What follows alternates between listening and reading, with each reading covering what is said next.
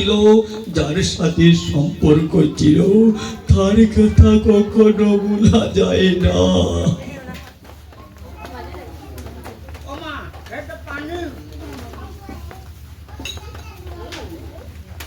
এখনো সবাইকে সচেতন হতে হবে। সংসারের পিছনে যদি হরে কৃষ্ণ, আমার যতক্ষণ কণ্ঠ ভালো আছে আপনারা আমাকে সংকবরন্তর করবেন। যেদিন আমার সংসারে নিয়ে আমি স্ত্রীর কাছে কিছু জমানো টাকা দিতে না পারবো, কেউ আমাকে ভালোবাসবে না।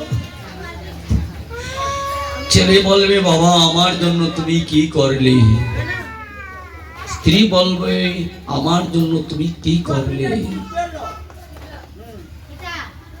পরিবারের সবাই আঙ্গুল ইঙ্গিত করে বলবে তুমি কি করলে। কিন্তু জানেন, যারা সবাইকে খুশি করতে চায় তাদের দুঃখে বড় জনম যায়।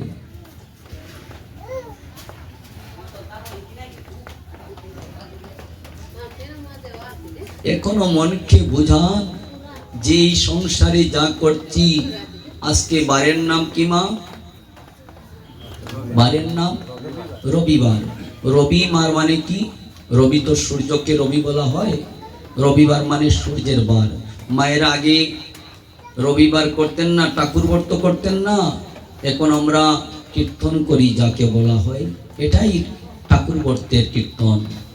একটা দিন ধার্য করতেন রবিবার, বেলা বেজে গিয়েছে 2 ঘটিকা।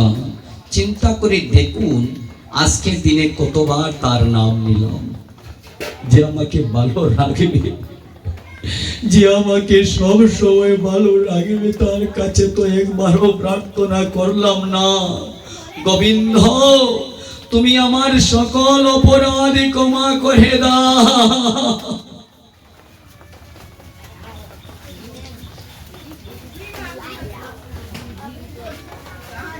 একজন মহর্ষি নাম ডক্টর মহানামব্রত ব্রহ্মচারী ছিলেন।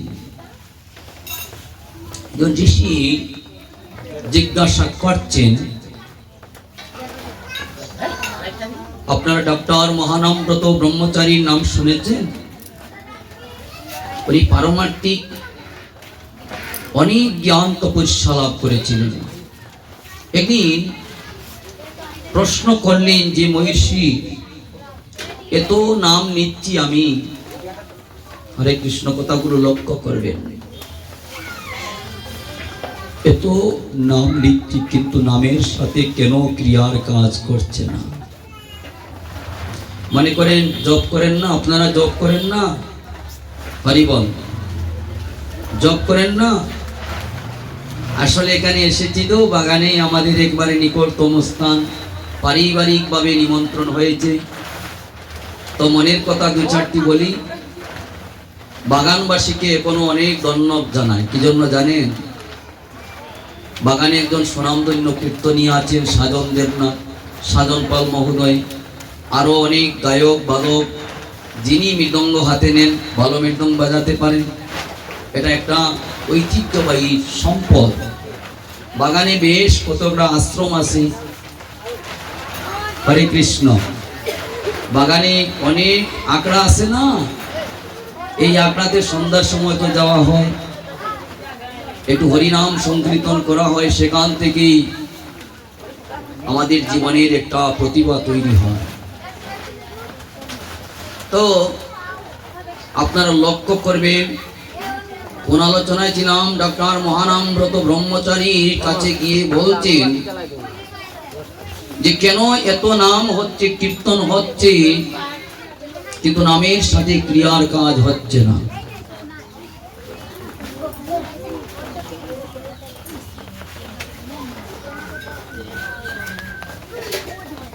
তিনি বললেন, আপনারা রম্বা গাছ চিনেন? কলা গাছ। একটা কলার পাতা আনেন তো। লোকটা কলার পাতা আনলো, এনে বললো একবার জিহ্বাতে আপনি লাগান। জিহ্বাতে কলার পাতা দিলেন, একটু তিক্ত হয় না, একটু তিক্তা লাগতেছে। কলার পাতার উপর একটু একটু মধু ছেড়ে দিলেন। মধুটা যখন ছাড়লেন বলছেন এবার কি দর্শন করছো, কি আস্বাদন করছো? আচ্ছা, কলা জিহ্বার উপর যদি কলা পাতা রাখা হয়, তার উপর মধু চড়া হয়, তিনি বলছেন না প্রভু, তাতে কোনো পরিবর্তন দেখছি না। এক্স্যাক্টলি তাই তো। এই যে কলির যুগে যত নাম হচ্ছে জানেন, নামের সাথে ভক্তি প্রয়োগ নেই বলে নামের সাথে ক্রিয়ার কাজ হচ্ছে না। বলুন হরে কৃষ্ণ, হরে কৃষ্ণ। আচ্ছা, নামের সাথে ক্রিয়া কিভাবে কাজ করতে হয়? মনে করেন এখানে অনেক গুণীজন আছেন, আপনারা পিছনে যারা বসেছেন তারা কি নারী না পুরুষ? হরি বল, নারী না পুরুষ? নারী। সংসার সুখের হয় কার গুণে? রমণীর গুণে। না পুরুষের গুণে দাদা? রমণীর গুণে।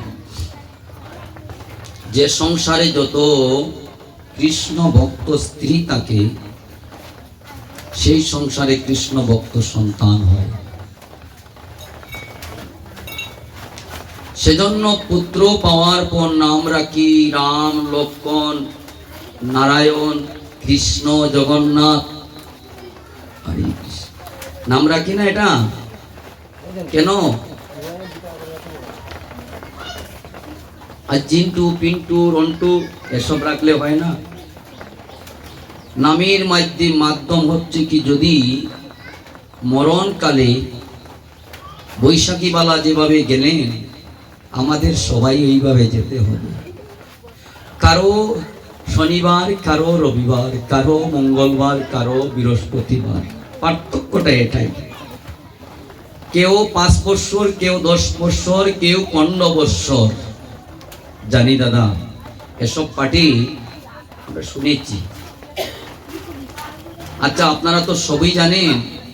আচ্ছা বলুন কৃপা করে, বৈশাখী বালা এখন কোথায় আছেন বলতে পারবেন?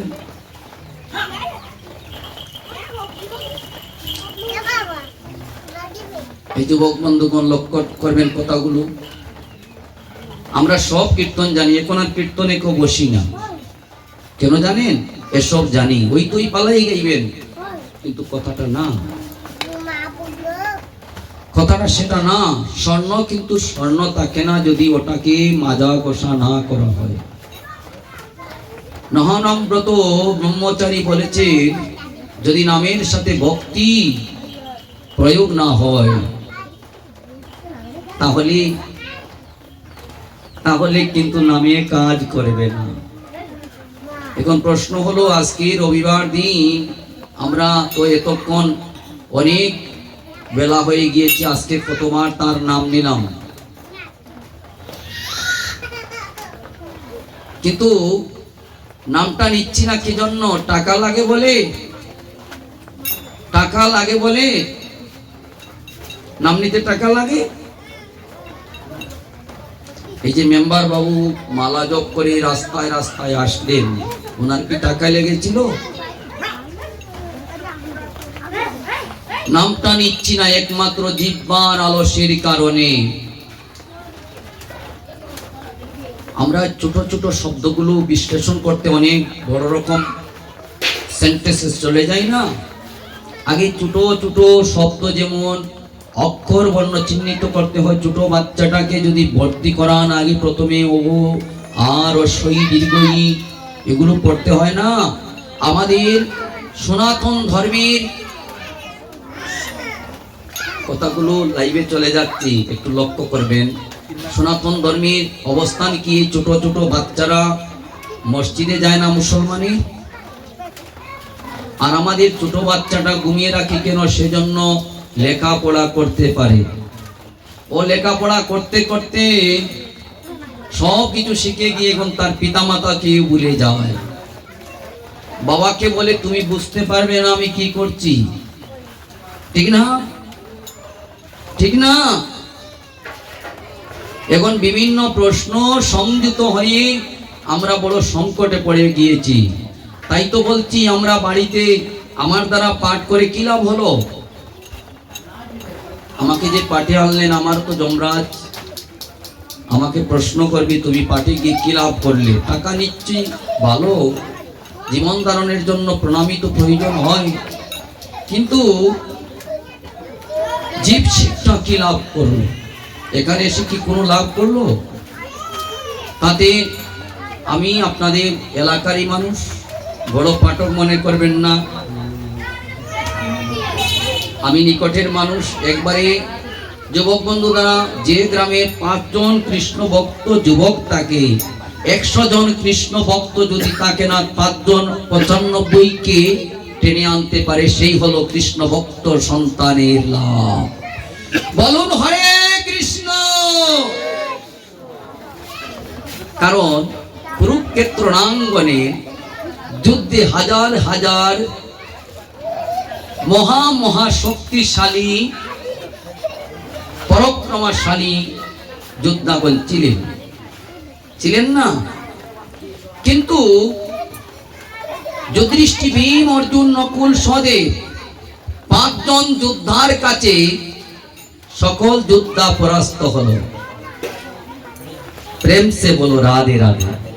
অর্থাৎ যখন সার্ভেনা মেম্বারকে পুলিশ ধরে নিয়ে গেল, আমরা কি প্রার্থনা করি নাই, প্রভু তুমি তাকে রক্ষা করো? অর্থাৎ কৃষ্ণ ভক্তের জন্য ভগবান শ্রীহরি নিজে তার জন্য উদ্ধার করার জন্য খুশি আছেন।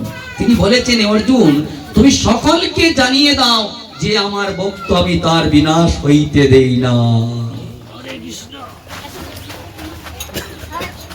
তো সাধুকে দেখে একটা কথা মনে পড়ে গেল। সাধু দর্শন বৈষ্ণব আসলে আমরা একটা উলুধ্বনি করতাম, আগে কীর্তনী আসলে উলুধ্বনি করিয়া সীতানানি হরি বল।